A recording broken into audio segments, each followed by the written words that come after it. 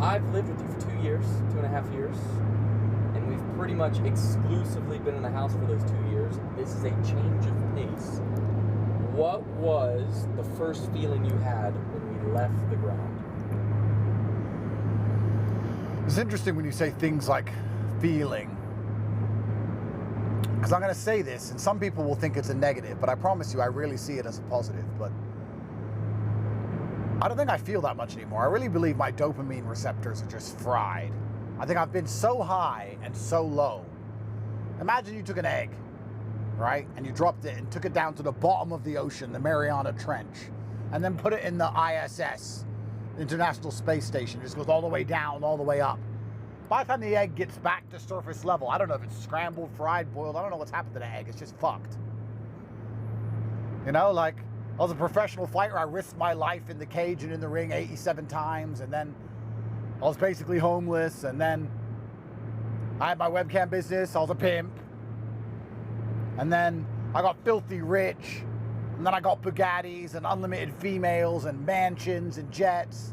Then I became famous. Please understand, most people have a cool life story with one of these things. I was a fighter. That's their life story. Or I was rich. That's their life story. I was famous. That's their life story. I've had all of it. I've had every flavor of ice cream.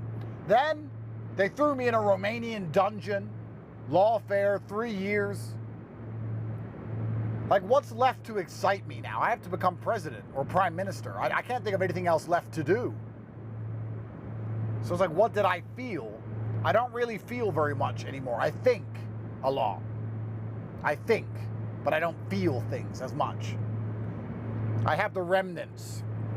People will hear that and say, oh, well, you're missing out. And I would say that, no, I think there's a certain amount of feeling inside of all of us, and I've used all mine doing super cool shit. And if you had a very interesting life like me, you'd feel shit too. But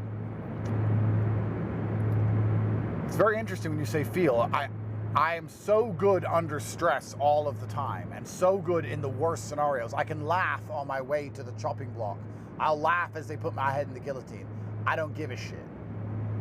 And there's no light without dark. So if you're the kind of guy who can stand there as they shoot you with their last bullet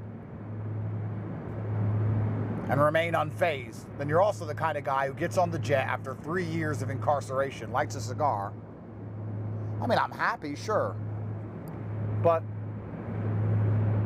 I knew I was going to win.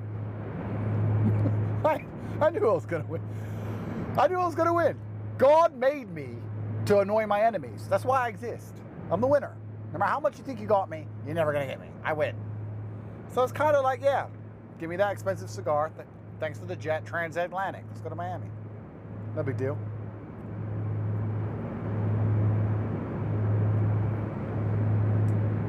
Two and a half years, house arrest. What's one thing that you're going to miss the most about that time period? I already miss house arrest. I've been out of the house, what, 6 hours? Best thing about house arrest is that there's no FOMO. You'd think you'd have insane FOMO under house arrest, but in fact, all FOMO goes away. When you can go out the house, you feel like you need to be somewhere. Where do I need to go? It's spring break. Which party? When you're on house arrest, all that goes away. I'm on house arrest. I have to do my training and sit on my laptop, service my females and stroke my dog. It's a simple life. And I'm not very good at having a simple life, and I can't force myself to have a simple life when I am free. The people who are good at having simple lives don't often get rich. The only reason I got rich in the first place is because I was monumentally greedy and because I had insane FOMO. That's why I got rich, because I was poor and thought I'm missing out on life. So that drove me, that insatiable greed and that permanent FOMO. House arrest all went away. It was quite peaceful, to be honest with you. Now, do I go to Miami? Do I go to LA? Do I go to Dubai? Do I go to Tokyo? Where do I go? I have all these people to talk to. I have all these things I'm supposed to do. All these women are begging me for children. Blah, blah, blah. House arrest is easy. So I'm going to miss the peace of mind of it all. Truthfully, this whole criminal case is the best thing that ever happened to me, ever. And it's amazing how every single time something bad happens to you, in the end, you're glad it happened. But this, I was very cognitive and aware of the fact that I'll be glad it happened even during the darkest days of it, which made it very easy to deal with. Because even when it was at its worst, I sat there and thought, I'm going to be glad this happened to me. So it made the whole thing enjoyable. It was fantastic. I'm glad it all happened. And truthfully, I'll be honest with you. After my first time I left jail, I kept saying to Tristan, we're not done in jail. I could sense it. I could tell the future. I don't want to say I'm a psychic, but I could just feel it. I know things. I know how my story ends. I know where this story goes. I know all of it. I know I'm going to become prime minister, perhaps even president. I might upgrade it. I know all these things. And I knew I was going to go back to jail. And then after the second arrest, I said to Tristan, we're done with jail in Romania now. And now I was right. We're done with Romanian jail now. However, I do feel in the future, at some point, there is some other form of incarceration lingering. It's not UK either. Something else, something very unique. I mean, how do I get worse than Romanian jail? Uzbekistan? Fuck knows, but gotta always up the ante, so see what we can do. Before you ask the next question, I could have easily done 50 fucking years in that jail. Because I'm built different. And I have something most people don't have, which is I am stubborn as fuck. And the worse it is, the easier it was for me to go through it. The more they tried to punish me, when they took my calls away or wouldn't give me food or it was freezing cold or the cockroaches, the worse it was, the better it was. Because I know when they're trying to hurt me, by refusing to show I'm hurt, I'm annoying them back. And I'm so stubborn, I'm prepared to cut off my nose to spite my face all day long. When they were trying to make it hell for me, I'd sit there and go, they're trying to make this hell. They really want me to suffer. Watch me not care.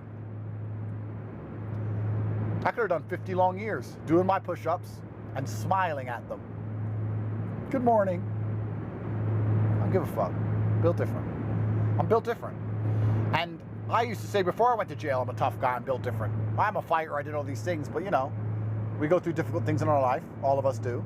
A lot of people are full of shit. I proved I was legit.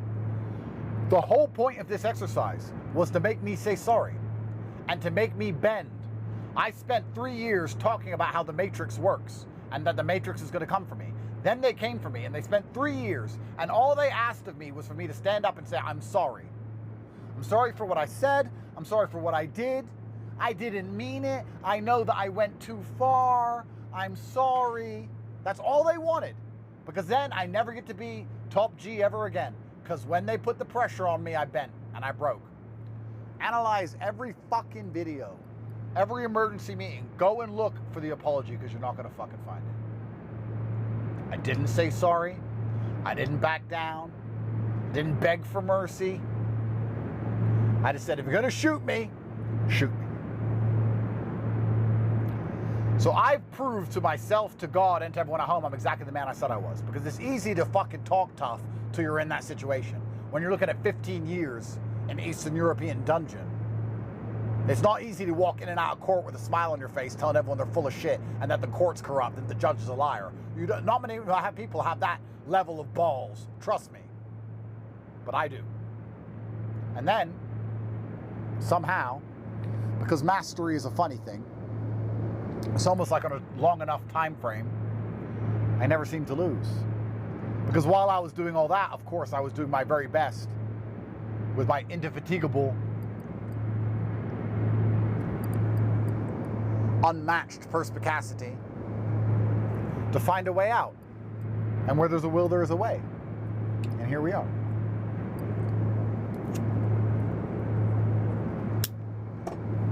So this one's for me. We'll get personal for a second. After arrest, when we're in the house, that 2-year time period, we're in the house, we're out of the house, but we had to stay in Romania. What's one of your favorite memories? Like a specific moment, memory. It can be big, small, in between. Favorite memory. And if it helps you, I'll give you one of mine. Whenever we were doing the GT3 RS review, and we had to film the part 2, you, me, and Alex decided to go to Brasov to record. And instead of driving back, we just decided to make a mini vacation one day, 10-minute party. Yeah. That was just a perfect day. That was fun. That's a really good memory. I'll always remember that one. So, past 2 years, what's a memory that was fun for you? I don't have favorite memories, Bailey. It doesn't work that way for me. Fun, not favorite. Fun. I know the question you're asking. But for me, to be honest with you, I can name events, but I think that would be disingenuous. For me to be honest with you, I had very bad days, and then every day that wasn't a terrible day was a fine day, and it was good, and it was fine. Whether I was driving a car or playing Smash Bros, or we were sparring, it was just a day. There's days which are all the same, and then you have the odd X on the calendar where something particularly bad happened, and that's kind of it. I can give you events that I enjoyed and things that happened, but I think I was in pretty much the same state of mind 99% of the time, whether we were just sitting in the house or going anywhere.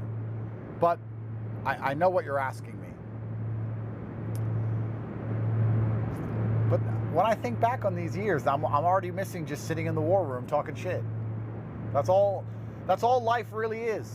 Sitting around with your boys talking shit. That's all life really is.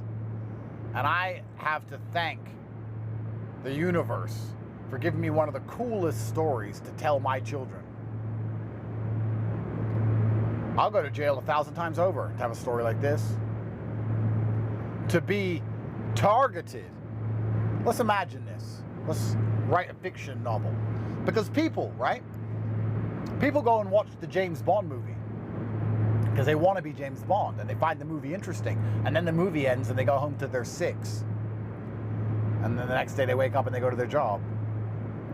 That's their life. They don't get to be James Bond. I got to be James Bond. I was a professional fighter who got extremely rich and wealthy. And then I got the Bugatti and the mansions and all these beautiful women. And then the British Foreign Office and the Biden administration decided via US Aid and other NGOs to take me out. A hit job with the wrap-up smear to target me with the mainstream media and lie about me.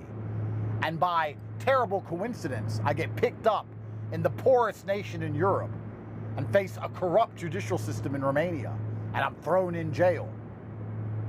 And then I get out, I'm on house arrest with my brother and some of my best friends, and we're trying to combat the narrative and find a way to escape. Most people never get to live a James Bond movie because they're scared of the bad guys. How are you gonna be James Bond if you're scared of the bad guys or the bad times? People are sitting at home going, oh yeah, you know, that'd be terrible, or, oh, I'm scared if this happens to me. That's why you're not fucking James Bond. That's why you haven't got a novel. That's why you haven't got a movie about you. I get movies about me because I'm prepared to deal with all the bullshit. Watch a James Bond movie for 80% of the time he's losing. I'm prepared to go through all the loss to get that win at the end. This one jet ride now and the internet global meltdown, the BBC meltdown, the UK prosecutors meltdown, Keir Starmer's meltdown, everyone's gonna fucking piss their little panties. This was worth all of it. All of it. So I could sit here in a cashmere coat. So I get to live the James Bond life. But I'm very aware that if I want to live the James Bond life, there's no light without dark. And for me to have the lights, I need to have the lows. This is the beauty of it. This is why most people will never surpass me or have a life more interesting than mine. They can't take the lows. Everyone can take the highs. Everyone can handle the highs. But handling the lows is the skill of it. And that's something I'm good at, which is why I struggle to answer your questions about fond memories and feelings. Because the only way you get good in those scenarios is you have to be able to turn a part of yourself off, the part of you that feels too much and thinks too little. Because in a lot of scenarios, in a lot of cases, including the one I was in, I don't know if you heard, but I was actually in quite a big legal conundrum about 2 hours and 10 minutes ago. Big international scandal, but it's gone now. Anyway, when you analyze these things with your mind, most of the time, it's, I'll do my best, but it is what it is. Let me make a battle plan. Let me be as hard to kill as possible. But if I get shot in the head, I get shot in the head. And the reason I'm on this plane It's because I didn't give a fuck. Because you attract what you fear. Please understand this. You attract what you fear. If I was scared of jail, I would have gone into that prosecutor's office after the first arrest. They would have thrown me in that terrible dungeon. When I finally got out and they told me to shut up and be quiet, and that they'll let me go if I'm quiet and I say sorry. If I would have done those things and destroyed my brand, I bet they would have still tried to put me in jail. And then I would have had no leverage at all, no interest in my case, no hero status, no international attention, nothing. Because if I was scared of jail, I would have attracted the jail. The fact that I wasn't afraid of the jail is the reason I beat them. Nobody. The biggest gangster in Romania said this to me. Nobody in history in Romania has ever spoken against the system, ever. Because it's so corrupt, they know if you speak against the system, they'll wreck you. Every single person gets arrested and comes out quiet and says sorry. There is 2 people on the planet in the history of Earth who have ever spoken out against the Romanian system in the middle of a judicial process, Andrew Tate and Tristan fucking Tate. First people to ever do it. And we came out gun swinging because we weren't afraid of them. I wasn't afraid of them. I'm still not afraid of them. They can do it all again. I'm still not afraid of you. I'm not afraid of your jail. I'm not afraid of your punishment. I'm not afraid of your indictments, your paperwork, and your court cases. I don't give a fuck. I don't care. So you attract what you fear in this world. Luckily, I don't fear very much.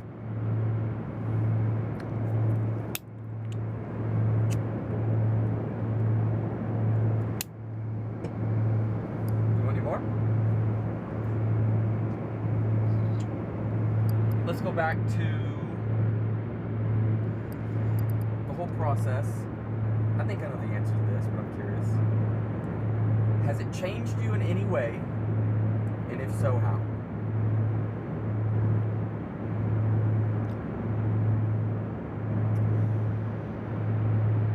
Well, life is for learning lessons. So I've learned some very tangible lessons about hiding assets and preparing for police raids and such, which is nice to know. I'll be alive another 50 years. It's good to know, to be ready for these things. That's one part. I wouldn't say I learned so much as I had things I already knew confirmed to me, which was nice to know that I was right. I knew they were going to do this. I kept calling it before they did it. I had a lot of my beliefs confirmed. I learned what I already knew. Never give up, never give in, never feel sorry for yourself, never expect pity from the enemy. You know, there's so many people out there in the world today who expect pity from their enemies or God or the universe. They expect pity. My life's so hard and I've just been doing my best, but I can't seem to make it. And they expect people to give a shit. I knew that my enemies were going to try and crush me no matter what I did. So why wouldn't I go out swinging? Why wouldn't I? I never expected pity from these people. I don't want their fucking sympathy or their fucking help. I knew it wasn't going to come. My friends would help me. I can help me. God can help me. But my enemies are going to do their very best to crush me. There's no such thing as pity. You don't get pity. So it's good to have that confirmed. You know, on one of the worst nights in jail, it was particularly cold. And I couldn't sleep because I could hear the cockroaches scrambling from place to place, all across the cell. They were on the ceiling, just out of reach. And if I used a broom, they'd all fall on the floor and get in the bed.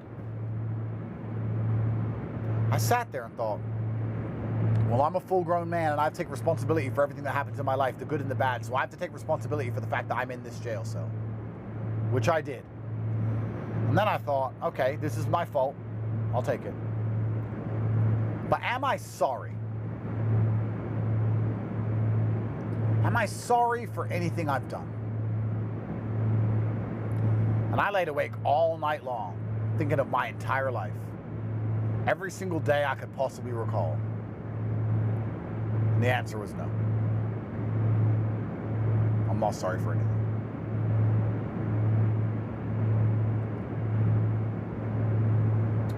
Two more. This one can be quick, long, whatever. we are going to Miami, sir. What is one thing that you're looking forward to?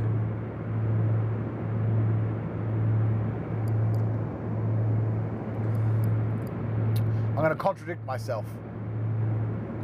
Earlier I said I don't feel much, but that's a lie.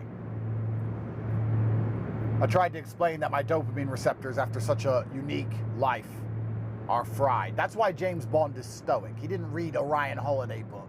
He's not one of you fucking losers on Twitter that has a anon profile picture and reads about stoicism. No, you become stoic by having such a fucked up life, highs and lows, that your feelings just kind of turn off after a while.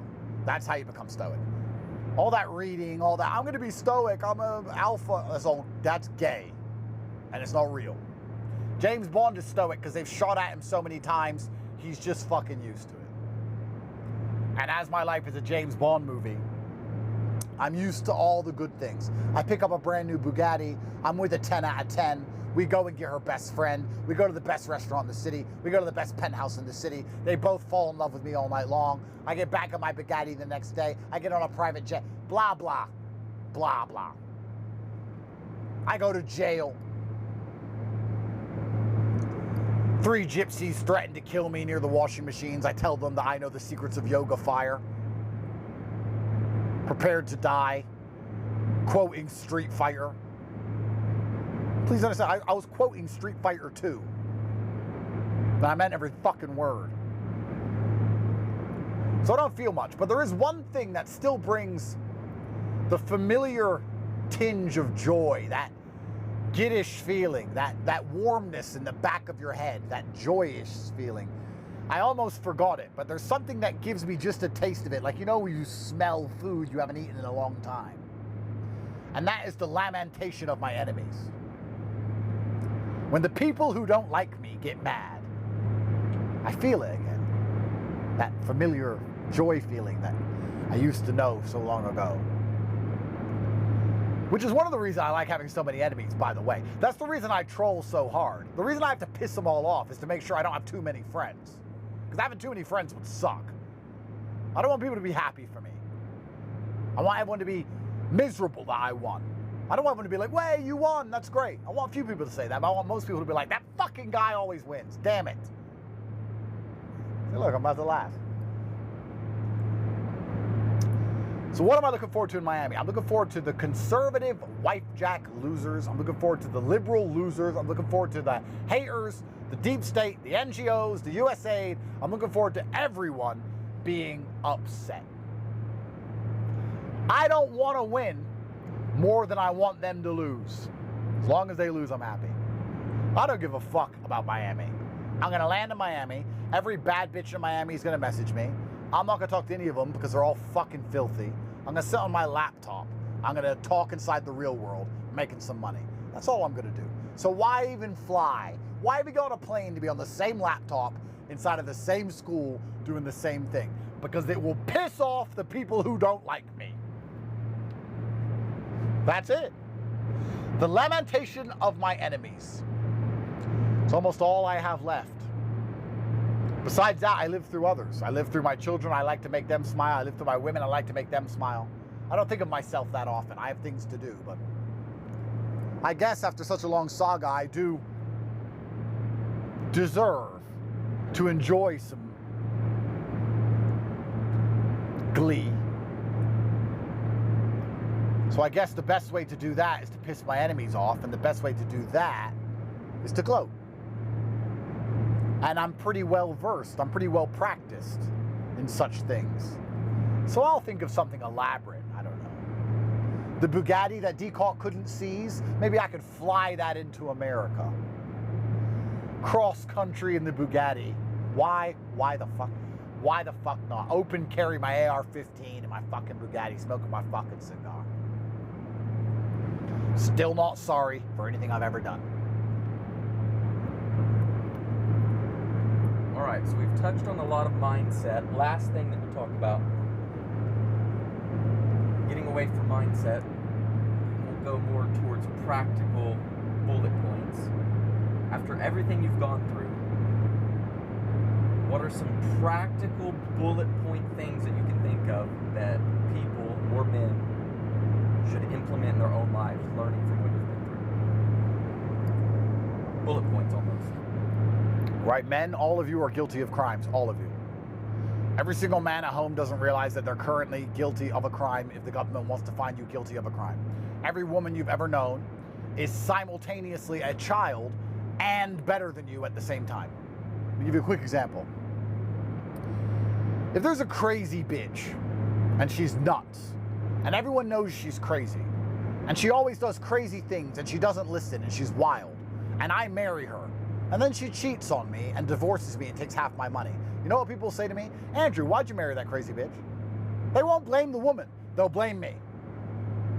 Fair, it's my decision.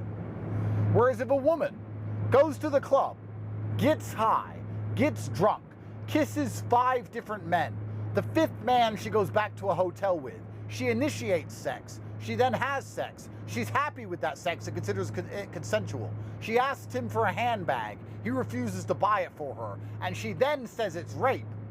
No one's gonna say, why were you drunk? Why were you high? Why were you kissing so many men? Why were you in his hotel room? Why did you say it was consensual and then change it? No, what they'll say is, that man's a predator. So women are our equal, but also better than us because of girl boss, but also at the same time, they're children where every single decision that they make wasn't their fault, it was everyone else's fault. They're in all 3 stages. Understand this, gentlemen. So if you know females, you're fucked. In the Western world, you're fucked. You're done. If they want to get you, they're going to get you via women. So the first bullet point is to keep that in mind and make sure that pussy's really worth it. It's the first bullet point. Second bullet point is some basic OPSEC. You should buy a new phone each month. I know it's a bit of a headache, but I promise you, 10 years in jail is a bigger headache. So, buy a new phone. Also, you should sleep, to be honest with you. Probably shouldn't say this, but I'm going to say it. You should sleep with a phone next to your bed, brand new, that you're pretty happy for the police to take. Because they're not going to leave your house without a phone, trust me. And then your phone should be somewhere else, if you understand what I'm saying. They're pretty thorough, but you can be more thorough. You have all the time in the world to think ahead. If you do those things, you have a good relationship with the women you see so they don't easily turn on you, because the feds are going to try very hard to pressure them to do exactly that. If you have a good network of brothers around you, if your money's offshore and well protected and hidden, you could survive most matrix attacks. Matrix attacks are simply a war like any other war. And like any other war, if you don't have bullets, you're not going to be able to win. And bullets inside of a legal case is money. You need money. I think these are pretty actionable things that basically anyone can do currently right now. Hide your money. Take care of your phone. Be very, very careful with the women you sleep with. That's the advice I'll give.